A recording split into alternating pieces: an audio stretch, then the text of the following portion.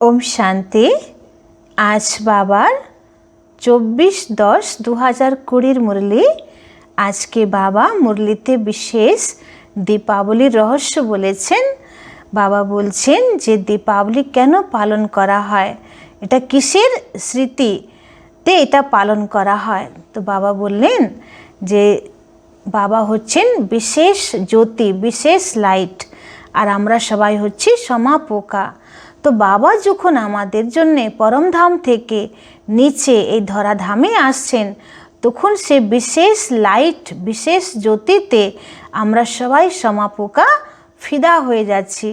যেমন দীপাবলির সময় সব সমাপোকাগুলো লাইটের উপরে ফিদা হয়ে যায়, সারা রাত লাইটের পিছনে ঘুরতে ঘুরতে তারা দেহ ছেড়ে দেয়, মানে তারা অর্পণ হয়ে যায়।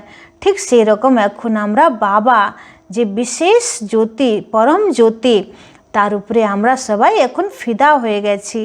তো এটারই यादगार হিসাবে দীপাবলি পালন করা হয়। তারপরে বাবা আরেকটা রহস্য বললেন দীপাবলির, যে সবথেকে বড় যেটা উৎসব হচ্ছে সত্যযুগে, যেদিন লক্ষ্মী নারায়ণ রাজ্য অভিষেক হবে যখন তাদের, তো সেটা খুব ধুমধামে সে দিবসকে পালন করা হবে।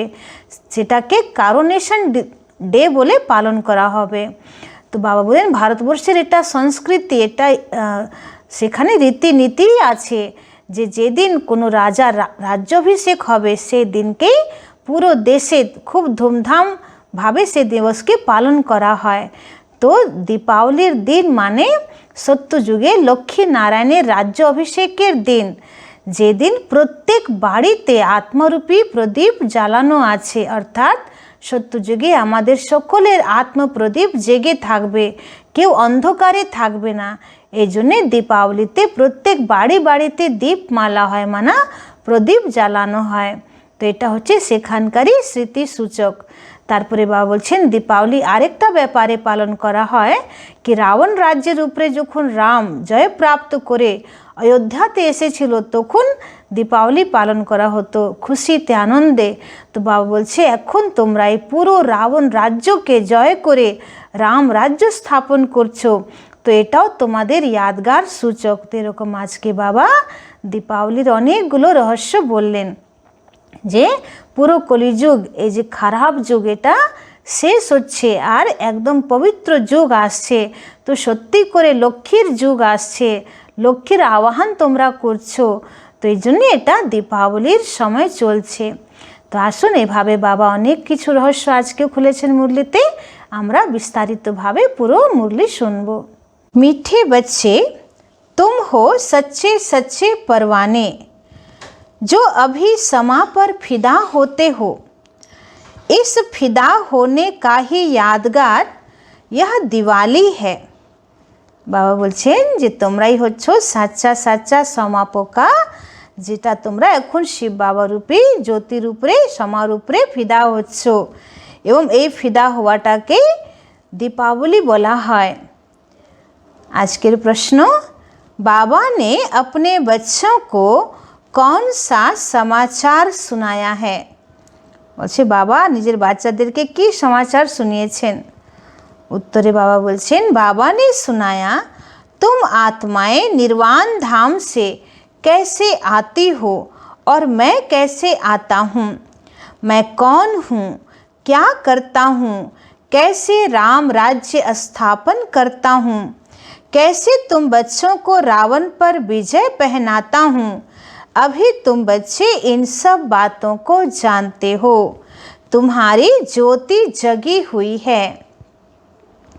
বাবা বলছেন যে আমি তোমাদেরকে নতুন সমাচার শোনাচ্ছি, যে তোমরা কিভাবে পরমধাম থেকে নিচে আসো, নিজের পাঠ প্লে করো, তারপরে আমি কি করে আসি বা আমি কে আছি, আমি এসে কি করি, কিভাবে রামরাজ্য স্থাপন করছি, এবং তোমাদেরকে কিভাবে রাবণের উপরে বিজয় প্রাপ্ত করতে শেখাচ্ছি।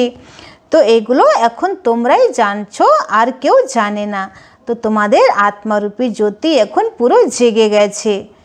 গীত হে তুমি হো মাত পিতা, আমরা জানি আমাদের আসল মাত পিতা বাবাই আছেন। ওম শান্তি। मीठे मीठे रूहानी बच्चों ने गीत सुना, आत्माओं ने इन जिस्मानी कर्मेंद्रियों से गीत सुना। गीत में पहले तो ठीक था, पिछाड़ी को फिर भक्ति के अक्षर थे। तुम्हारे चरणों की धूल हैं, अब बच्चे चरणों की धूल थोड़े ही हो सकते हैं। बाबुছেন এই গান আছে, এই গানের মধ্যে একটা লাইন আছে যে তুমি আমার মাতা পিতা আর আমরা তোমার চরণের ধুল। তো বাবা বলছে যে সন্তান কখনো মা বাবার চরণের ধুল হতে পারে না। तो बाप बच्चों को राइट अक्षर समझाते हैं। बाप आते भी वहाँ से हैं जहाँ से बच्चे आते हैं, वह है निर्वाण धाम। बच्चों को सबके आने का समाचार तो सुनाया। বলছে আমি শুধু আমার অবতরণের সমাচার নয় বা তুমি কিভাবে পরমধাম থেকে আসছো সেটাও নয়, কিন্তু সমস্ত ধর্ম পিতারা কখন কিভাবে আসছেন সেই সমাচারটাও আমি তোমাদেরকে দিয়ে দিয়েছি। तो अपना भी सुनाया कि मैं कैसे आता हूँ, आकर के क्या करता हूँ। राम राज्य स्थापन करने अर्थ रावण पर विजय पहनाते हैं। बच्चे जानते हैं राम राज्य और रावण राज्य इस पृथ्वी पर ही कहेंगे। अभी तुम विश्व के मालिक बनते हो। बाबा বলছেন যে সবসময় এটা মনে রাখো যে রাম রাজ্য এই পৃথিবীতেই হচ্ছে আর রাবণ রাজ্য এই পৃথিবীতেই হচ্ছে। এটা না যে অন্য কোনো গ্রহ নক্ষত্র আছে সেখানে নতুন করে স্বর্গলোক তৈরি হবে। বাবা বলছে সব কিছু এখানে। धरती आसमान सूर्य आदि सब तुम्हारे हाथ में आ जाते हैं। বাবা বলছেন এখন তোমরা মায়ার উপরে এমন জয় প্রাপ্ত করছো যে ধরিত্রী আকাশ সূর্য সব কিছু তোমাদের বশীভূত হয়ে যাবে, মানে তোমাদের হাতে চলে আসবে। तो कहेंगे रावण राज्य सारे विश्व पर और राम राज्य भी सारे विश्व पर है। तो रावण राज्य में कितने करोड़ हैं और राम राज्य में थोड़े होते हैं। বাবা বলছেন যে রাম রাজ্য সারা বিশ্বে ছিল, সত্যযুগ ত্রেতা এটাকে রাম রাজত্ব বলা হয়, আর দাপর কলি এটাকে রাবণ রাজত্ব বলা হয়।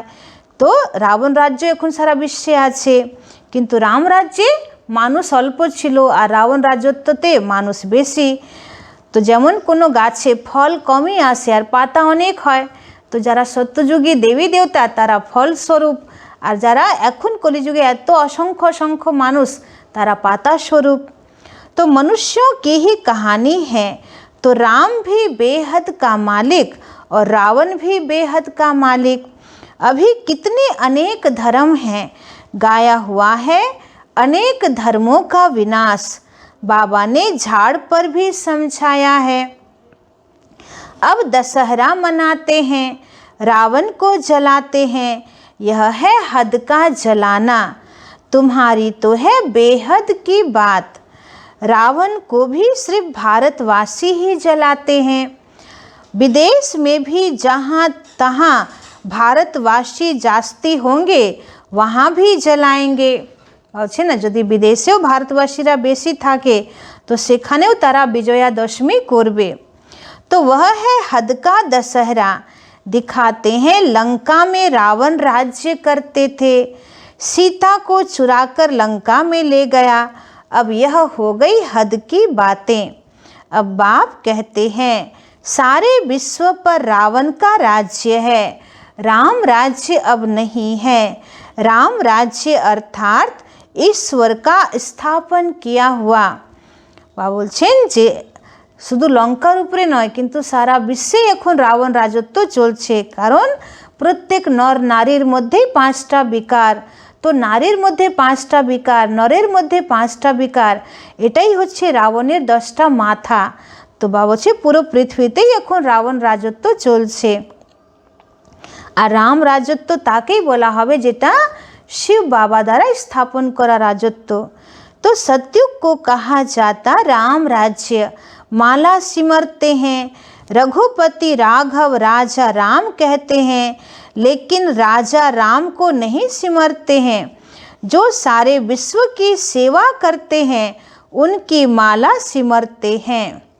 बाबा बोलছেন যে একটা গান আছে না, রঘুপতি রাঘব রাজা রাম পতিত পাবন সীতারাম। তো এখানে দুটো রামের অর্থটা বলা হয়েছে। এক হচ্ছে রঘুপতি রাঘব রাজা রাম, মানে ত্রেতা যুগের রাজা রাম, আর পতিত পাবন সীতারাম এটা হচ্ছে সকল আত্মার যে রাম, পরমাত্মা রাম। তো সেই পরমাত্মা রামকেই সবাই স্মরণ করে বা তার নামেই माला जाप करे। तो जो सारे विश्व की सेवा करते हैं उनकी माला सिमरते हैं। भारतवासी दशहरे के बाद फिर दीपावली मनाते हैं। दीपावली क्यों मनाते हैं? क्योंकि देवताओं की ताजपोशी होती है। कारोनेशन पर बत्तियां आदि बहुत जलाते हैं ना, तो एक तो ताजपोशी, दूसरा फिर कहा जाता है घर घर में दीपमाला। बाबा आज के एमनी तो आज महाअष्टमी, दुर्गा पूजार आज महाअष्टमी, किन्तु बाबा दीपावलीर अर्थ बोलছেন যে दीपावली माने হচ্ছে সত্যযুগে লক্ষ্মী নারায়ণের কারোনেশন ডে, মানে রাজ্য অভিষেকের ডে। তো সেদিন পুরো বাবা বলছেন পুরো ভারতবর্ষে কত লাইট, কত প্রদীপ জ্বালানো হবে। আর এই জন্যে দীপাবলির দিন প্রদীপ জ্বালানো হয়, খুশির প্রদীপ। আর 2 নম্বর বাবা বলছে যেটা তোমাদের আত্মার প্রদীপ, সত্যযুগে জ্ঞানের প্রদীপ যেহেতু পুরো জেগে গেছে, এটারই সিম্বলিক দেখানো হয় যে বাড়ি বাড়িতে দীপ প্রজ্বলন হয় বা দীপ জ্বালানো হয়। तो हर एक आत्मा की ज्योत जग जाती है। अभी सब आत्माओं की ज्योति उझाई हुई है। आयरन एजेंट है यानी अंधियारा है। अंधियारा माना भक्ति मार्ग। भक्ति करते करते ज्योत कम हो जाती है। बाकी वह दीप माला तो आर्टिफिशियल है। ऐसे नहीं कि कारोनेशन होता है तो आतिशबाजी चलाते हैं। दीपमाला पर लक्ष्मी को बुलाते हैं, पूजा करते हैं। यह उत्सव है भक्ति मार्ग के। जो भी राजा तख्त पर बैठते हैं तो उनका कारोनेशन डे धूमधाम से मनाया जाता है। বলছে এটা ভারতবর্ষের সংস্কৃতি কি যখন যে রাজা রাজ সিংহাসনে বসে সেই দিনকে রাজ্য অভিষেক দিবস বলে বা কারোনেশন ডে বলে ধুমধামে পালন করা হয়। तो दीपावली होच्छे लक्ष्मी नारायण राज्य अभिषेकेर दिन। तो यह सब है हद के। अभी तो बेहद का विनाश और सच्चा सच्चा दशहरा होना है। बाप आए हैं सबकी ज्योत जगाने। मनुष्य समझते हैं हमारी ज्योत बड़ी ज्योत से मिल जाएगी। ब्रह्म समाजियों के मंदिर में सदैव ज्योत जगती है। समझते हैं जैसे परवाने ज्योति पर फेरी पहन फिदा होते हैं, वैसे हमारी भी आत्मा अब बड़ी ज्योति में मिल जाएगी। इस पर दृष्टांत बनाया हुआ है। अभी तुम हो आधा कल्प के आशिक, तुम आकर एक मासुक पर फिदा हुए हो, जलने की तो बात ही नहीं। बाबूचिन भक्ति मार्गे बाजारा ब्रह्म समाजी तारा भावे जे आमरा सब छोटो ज्योति और परमात्मा बड़ो ज्योति, तो आमरा बड़ो ज्योतिर मध्य गिये मिशे जाबो। किन्तु बाबा बोलछे ओई भावे केउ परमात्मा रूपी ज्योतिर संगे मिशे जाए ना। किन्तु आमी जखन एई सृष्टिते एसेछि तो आमार जारा बाच्चारा जारा आमाके भीषण भालोबासे तारा आमार उपरे फिदा हये गेछे। एटाई होच्छे जे क्षमा पोका क्षमार उपरे फिदा हये गेछे। जैसे वह आशिक मासुक होते हैं तो वह एक दो के आशिक बन जाते हैं। यहाँ वह एक ही मासुक है, बाकी सब हैं आशिक। बाबा बोलছেন যে যারা অজ্ঞান কালে যারা আশিক মাসুক হয়, প্রেমী প্রেমিকা, তারা এক দুজনের উপরে ফিদা হয়ে যায়। তো তোমরাও এখন বাবার আশিক, বাবা তোমাদের মাসুক। तो এখন তোমরা বাবার উপরে ফিদা হয়ে যাচ্ছ। आशिक उस मासुक को भक्ति मार्ग में याद करते रहते हैं। मासुक आप आओ तो हम तुम्हारे पर बलि चढ़ें, तुम्हारे सिवाय हम किसी को भी याद नहीं करेंगे। यह तुम्हारा जिस्मानी लव नहीं है, उन आशिक मासुक का जिस्मानी लव होता है। বাবা বলছেন সেই প্রেমী প্রেমিকাদের শারীরিক প্রেম থাকে, কিন্তু তোমার সঙ্গে আমার যে প্রেম সেটা आत्मिक प्रेम, रूहानी प्रेम, ईश्वरीय प्रेम আছে। बस एक दो को देखते रहते हैं, देखने से ही तृप्त हो जाते हैं। यहाँ तो एक मासुक, बाकी सब हैं आशिक। বাবা বলছেন এখানে আমি একজনই প্রেমিক, बाकी তোমরা সবাই আমরা প্রেমিকা। तो सब बाप को याद करते हैं, भल कोई नेचर आदि को भी मानते हैं, फिर भी ओ गॉड, हे भगवान मुख से जरूर निकलता है। बाबा বলছেন অনেকেরা আছে যারা বলে যে ভগবান বলে কিছু নেই, প্রকৃতি হচ্ছে ঈশ্বর, নেচার ইজ গড। আবার যখন জীবনে কোনো দুঃখ আসে তখন হে ভগবান, হে ঈশ্বর, হে আল্লাহ এগুলো বলে। तो सब उनको बुलाते हैं, हमारे दुख दूर करो। भक्ति मार्ग में तो बहुत आशिक मासुक होते हैं, कोई किसका आशिक कोई किसका आशिक। हनुमान के कितने आशिक होंगे, सब अपने अपने मासुक के चित्र बनाकर फिर आपस में मिलकर बैठ उनकी पूजा करते हैं। बाबा आरेकटा साइड बोलছেন যে যেমন এক হনুমান, তো সে সকলের বিগ্রহ দেবতা হয়ে গেলেন। এবার যারা হনুমানকে ভক্তি করে, হনুমানকে ভালোবাসে, তো সবাই হনুমানের আশিক হয়ে গেল আর হনুমান তাদের মাসুক হয়ে গেল। ঠিক সেই রকম আমরা যে যারা সবাই শিব বাবাকে স্মরণ করি বা শিব বাবাকে ভালোবাসি, তো বাবা আমাদের প্রেমিক আর আমরা তার প্রেমিকা। तो पूजा कर फिर मासुक को डुबो देते हैं। এরকম অনেকেরা কালীর ভক্ত, অনেকেরা আবার দুর্গার ভক্ত। তো বাবা বলছেন এমন কি আশিক হচ্ছ যে তাদেরকে পুজো করে আবার তাদের মাটির পুতলাকে জলে ডুবিয়ে দিচ্ছ, তো এটা তো কোনো প্রেমের লক্ষণ নেই। अर्थ कुछ भी नहीं निकलता है, वहाँ यह बात नहीं, यह तुम्हारा मासुक एवहर गोरा है, कभी सांवरा नहीं बनता। বাবা বলছেন তোমাদের এই প্রেমিক কখনো শ্যাম বর্ণে আসে না, সদাই সুন্দর আছে। तो बाप मुसाफिर आकर सबको गोरा बनाते हैं, तुम भी मुसाफिर हो ना, दूर देश से आकर यहाँ पाठ बजाते हो। तुम्हारे में भी नंबरवार पुरुषार्थ अनुसार समझते हैं, अभी तुम त्रिकालदर्शी बन गए हो, रचता और रचना के आदि मध्य अंत को जानते हो, तो तुम हो गए त्रिकालदर्शी ब्रह्मा कुमार कुमारियाँ।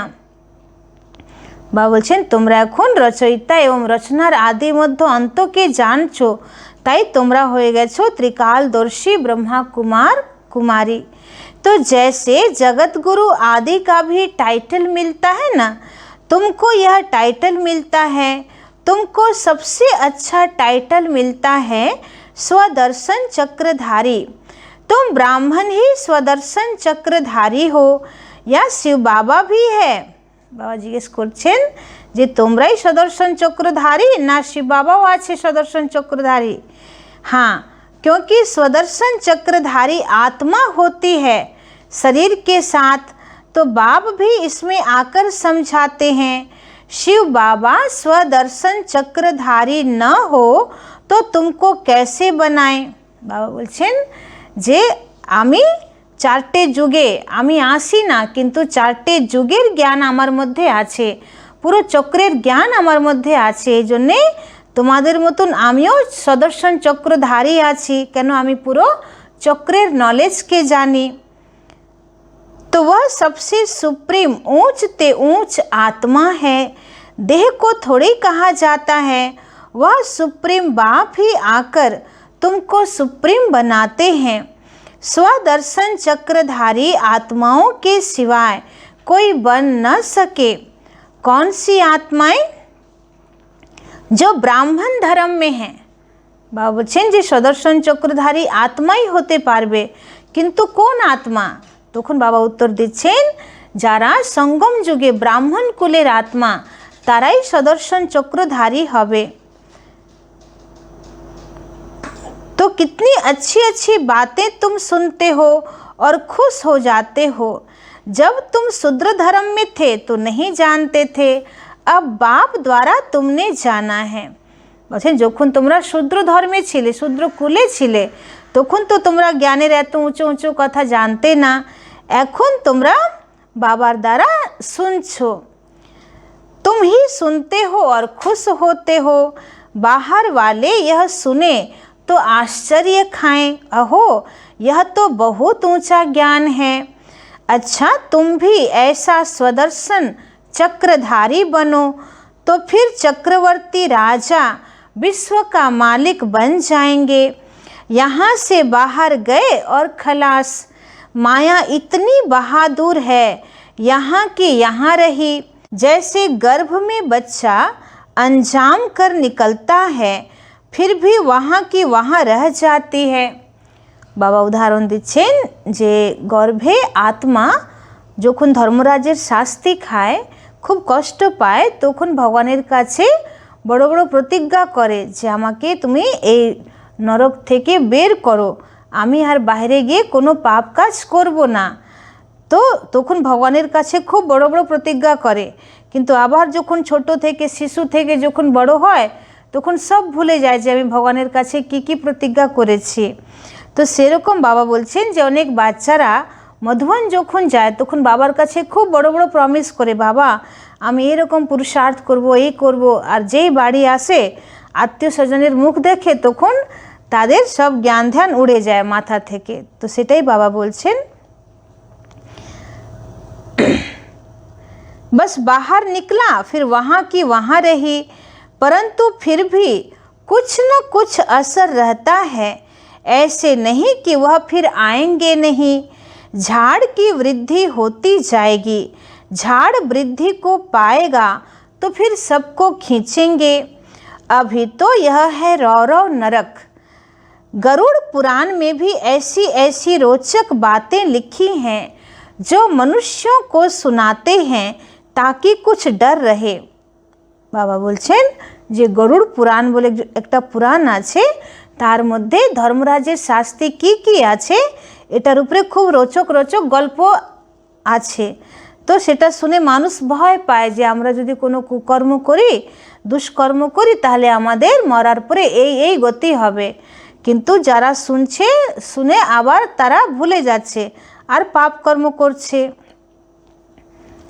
जो मनुष्य को सुनाते हैं ताकि कुछ डर रहे, उनसे ही निकला है कि मनुष्य सर्प बिच्छू आदि बनते हैं। বলছি গরুড় পুরাণ থেকে এই সমস্ত কথা বেরিয়েছে যে মানুষ सांप হয় বা বিছা হয়। बाप कहते मैं तुमको विषय बैतरनी नदी से निकाल क्षीर सागर में भेज देता हूँ। असुल तुम शांति धाम के निवासी थे, फिर सुख धाम में पाठ बजाने आए, अभी फिर हम जाते हैं शांति धाम और सुख धाम। यह धाम तो याद करेंगे ना, गाते भी हैं तुम मात पिता, वह सुख घनेरे तो होते ही सतयुग में हैं। अभी है संगम, यहाँ पिछाड़ी में त्राही त्राही करेंगे, क्योंकि अति दुख होता है। बाबूचन पिछाड़ीते विनाशेर दृश्य एत भयानक एत भयावह जे मानुष एकदम त्राही त्राही करबे। फिर सतयुग में अति सुख होगा। अति दुख और अति सुख का यह खेल बना हुआ है। विष्णु अवतार भी दिखाते हैं, लक्ष्मी नारायण का जोड़ा जैसे ऊपर से आते हैं। अब ऊपर से शरीरधारी कोई आते थोड़े हैं। बाबा बोलছেন যে অনেক গল্পে দেখানো হয়েছে যে উপর থেকে কোনো দেবী দেবতারা নিচে নামছে। তো বাবা বলছে যে উপরে তো কোনো এমন লোক নেই যেখানে হাড় মাংসের শরীর নিয়ে কোনো দেবী দেবতারা থাকবে। তো প্রকৃতি দ্বারা তৈরি এই শরীর তো এ পৃথিবীতে আছে, উপরে নেই।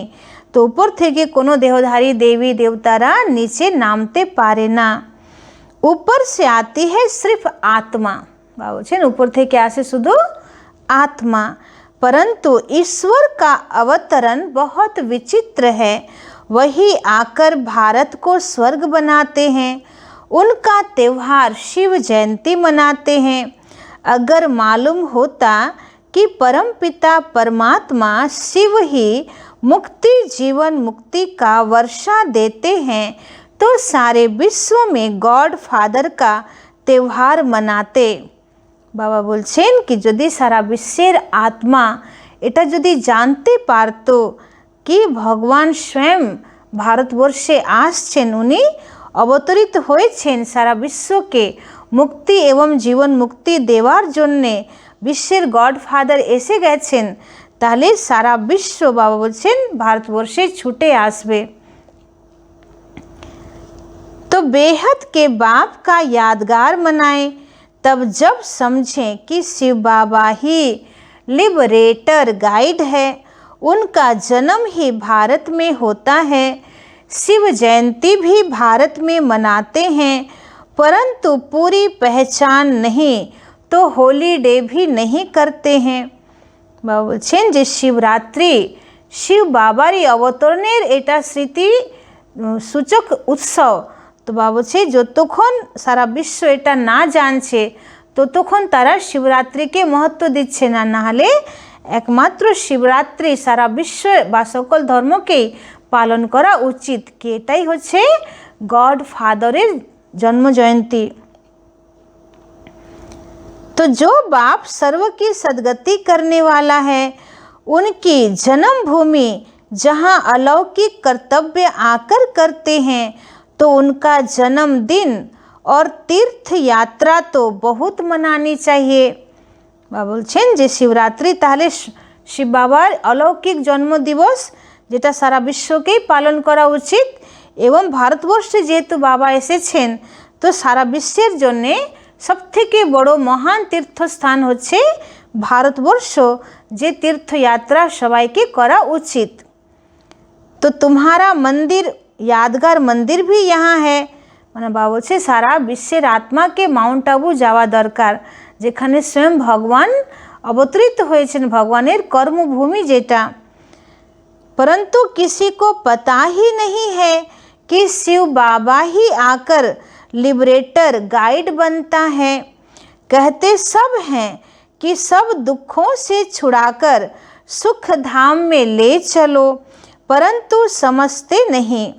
भारत बहुत ऊंच ते ऊंच खंड है, भारत की महिमा अपरम अपार गाई हुई है, वहाँ ही शिव बाबा का जन्म होता है, उनको कोई मानते नहीं, स्टैंप नहीं बनाते, औरों की तो बहुत बनाते रहते हैं। बाबा बोलছেন शिव बाबा के तो क्यों जाने ही ना, क्यों माने ही ना, एजन्य शिव बाबार स्टैम्प तैरी হয় না। बाकी कोनो महान पुरुष किछु भालो काज करलो तो तार जन्म जयंती पालन হয় বা स्टैम्प बनानो হয় तार नामे। तो औरों की तो बहुत बनाते रहते हैं। अब कैसे समझाया जाए जो इनके महत्व का सबको पता पड़े।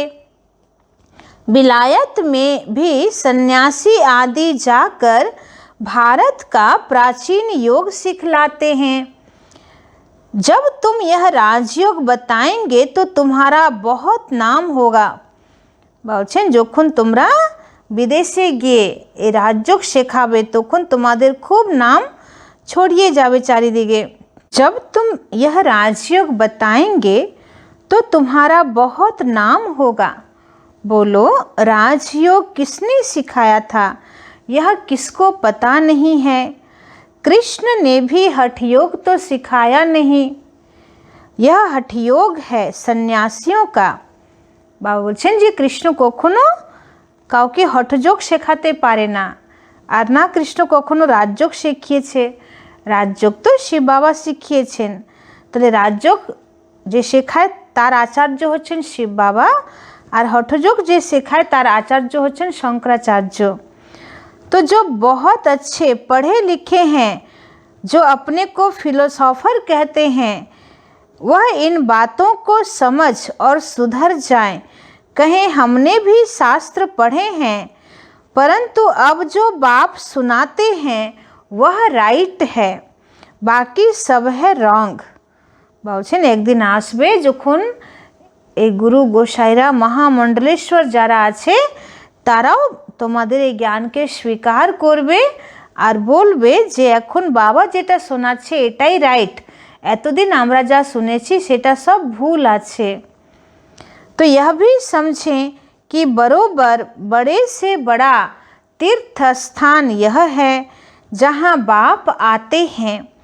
तुम बच्चे जानते हो इसको कहा जाता है धर्म भूमि। বলছেন এখন চারিদিকে ধর্মের ঝগড়া, সবাই বলছে আমার ধর্ম বড়, আমার ধর্ম বড়, আমার ধর্ম বড়। তো বাবা বলছে যে এই ধর্মযুদ্ধে কে বিজয়ী হবে শেষে, তো সেটা হচ্ছেন যে বাবাই বিজয়ী হবেন। কেন, বাবার জ্ঞানটাই হচ্ছে সব থেকে খাঁটি জ্ঞান, সত্য জ্ঞান। तो यहाँ जितने धर्मात्मा रहते हैं उतने और कहाँ नहीं हैं। বাবা বলছেন ভারতবর্ষে যত ধর্মাত্মা আছে, हाँ অন্য কোনো দেশে এত ধর্মাত্মা নেই। तुम कितना दान पुण्य करते हो, बाप को जानकर तन मन धन सब इस सेवा में लगा देते हो। বাবা বলছেন যারা বাবার সাচ্চা বাচ্চা তারা জানে যে আমাদের ধন সম্পদ তো সব কিছু এমনি শেষ হয়ে যাবে, তো আমরা তার আগে বাবার সেবায় সব কিছু লাগিয়ে সফল করে দিই। তো তারা বাবার উপরে সব কিছু সমর্পণ করে দেয়। तो बाप ही सबको लिबरेट करते हैं, सबको दुख से छुड़ाते हैं, और धर्म स्थापक कोई दुख से नहीं छुड़ाते हैं। वह तो आते ही हैं उनके पिछाड़ी, नंबरवार सब पाठ बजाने आते हैं। पाठ बजाते बजाते तमो प्रधान बन जाते हैं, फिर बाप आकर सतो प्रधान बनाते हैं। तो यह भारत कितना बड़ा तीर्थ है। तो बाबा বলছেন ভারতবর্ষ কত বড় মহান তীর্থ যেখানে বাবা এসেছেন। तो भारत सबसे नंबर 1 ऊंच भूमि है। तो बाप कहते हैं मेरी यह जन्म भूमि है, मैं आकर सबकी सदगति करता हूँ, भारत को हेवन बना देता हूँ। तुम बच्चे जानते हो बाप स्वर्ग का मालिक बनाने आए हैं, ऐसे बाप को बहुत प्यार से याद करो। तुमको देख और भी ऐसे कर्म करेंगे, इसको ही कहा जाता है अलौकिक दिव्य कर्म। तो ऐसे मत समझो कोई नहीं जानेंगे, ऐसे निकलेंगे जो तुम्हारे यह चित्र भी ले जाएंगे। अच्छे अच्छे चित्र बने तो स्टीमर भरा कर ले जाएंगे। स्टीमर जहाँ जहाँ खड़ा रहता है वहाँ यह चित्र लगा देंगे। तुम्हारी बहुत सर्विस होनी है। বাবা বলছেন যে এত সুন্দর সুন্দর তোমরা চিত্র বানাও যে মানুষ স্টিমারে ভরে ভরে নিয়ে যাবে, আর যেখানে যেখানে স্টিমার দাঁড়াবে সেখান সেখান ভাই বোনরা চিত্র লাগিয়ে দেবে এবং সেবা করবে। तो तुम्हारी बहुत सर्विस होनी है। बहुत उदार चित्त हुंडी भरने वाला सांवर शाह भी निकलेंगे जो ऐसे काम करने लग पड़ते हैं। বাবা বলছেন যে এমন এমন বাবার বাচ্চারা তৈরি হবে বা বেরোবে যারা একদম হুন্ডি ভরে ভরে বাবার যজ্ঞে দেবে, আর যাতে বাবার সেবা আরও বেড়ে যাবে। ताकि सबको मालूम पड़े कि यह कौन है। तो जो इस पुरानी दुनिया को बदल और नई दुनिया स्थापन करते हैं। तुम्हारी भी पहले तुच्छ बुद्धि थी, अभी तुम कितने स्वच्छ बुद्धि बने हो। जानते हो हम इस ज्ञान और योग बल से विश्व को हेवन बनाते हैं। বলছে তোমরা জানো যে আমরা জ্ঞান এবং যোগ বল দ্বারা বিশ্বকে হেভেন বানাচ্ছি, बाकी सब मुक्ति धाम में चले जाएंगे। तुम्हें भी अथॉरिटी बनना है, बेहद के बाप के बच्चे हो ना, शक्ति मिलती है याद से। तो बाप को वर्ल्ड ऑलमाइटी अथॉरिटी कहा जाता है। सभी वेदों शास्त्रों का सार बताते हैं, तो बच्चों को कितना उमंग रहना चाहिए सर्विस का। मुख से ज्ञान रत्नों के सिवाय और कुछ न निकले। বলছে মুখ থেকে তোমাদের জ্ঞান রত্ন ছাড়া যেন আর কিছু না বেরোয়। तुम हर एक रूप बसंत हो, तुम देखते हो सारी दुनिया हरी भरी बन जाती है। सब कुछ नया, वहाँ दुख का नाम नहीं। 5 तत्व भी तुम्हारी सर्विस में हाजिर रहते हैं। अभी वह डिसर्विस करते हैं क्योंकि मनुष्य लायक नहीं है, तो बाप अभी लायक बनाते हैं। अच्छा, मीठे मीठे सिखी लदे बच्चों प्रति मात पिता बाप दादा का याद प्यार और गुड मॉर्निंग। रूहानी बाप की रूहानी बच्चों को नमस्ते। हम रूहानी बच्चों की रूहानी बाप दादा को पदम गुना नमस्ते नमस्ते नमस्ते। सदा रहेंगे हंसते, बनेंगे फरिश्ते, चलेंगे परम धाम के सीधे रास्ते। थैंक यू बाबा, शुक्रिया बाबा, शुक्रिया। এবার ধারণার মুখ্য সার। 1 নম্বর পয়েন্ট, रूप बसंत बन, मुख से सदैव ज्ञान रतन ही निकालने हैं। বলছেন रूप बसंत হয়, मुख থেকে सदैव ज्ञान रत्न ही बेर करो।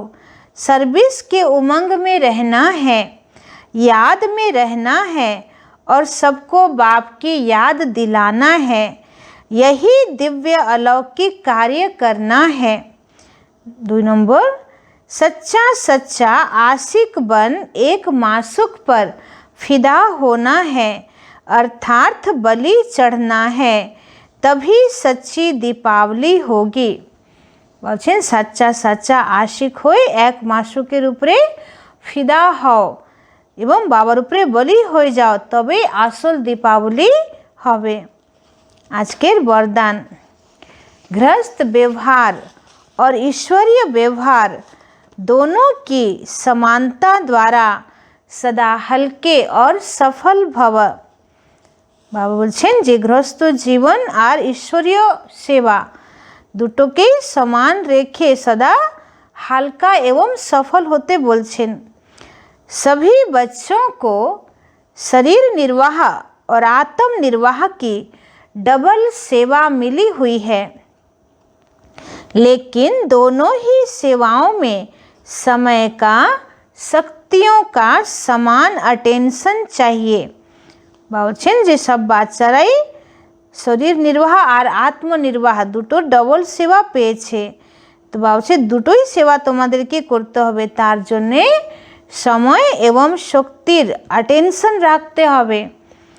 यदि श्रीमत का कांटा ठीक है तो दोनों साइड समान होंगे, लेकिन गृहस्थ शब्द बोलते ही गृहस्थी बन जाते हो तो बहानेबाजी शुरू हो जाती है। इसलिए गृहस्थी नहीं ट्रस्टी हैं। इस स्मृति से गृहस्थ व्यवहार और ईश्वरीय व्यवहार दोनों में समानता रखो तो सदा हल्के और सफल रहेंगे। तो बाबा बोलছেন যে যদি তোমরা নিজেকে গৃহস্থী সংসারী ভাবো তাহলে একই পাল্লা ভারী হবে। তো বাবা বলছেন নিজেকে ভাবো আমরা ট্রাস্টি, আমরা সংসারী নয়, আমরা ট্রাস্টি। তো এইভাবে গৃহস্থ ব্যবহার আর ঈশ্বরীয় ব্যবহার দুটোই সমান থাকবে আর এই জন্যে তোমরা হালকা থাকবে। আজকের স্লোগান হচ্ছে फर्स्ट डिवीजन में आने के लिए कर्मेंद्रिय जीत माया जीत बनो। अच्छे फर्स्ट डिवीजन यदि आसते चाओ ताहले कर्मेंद्रिय जीत एवं माया जीत हो। ओम शांति।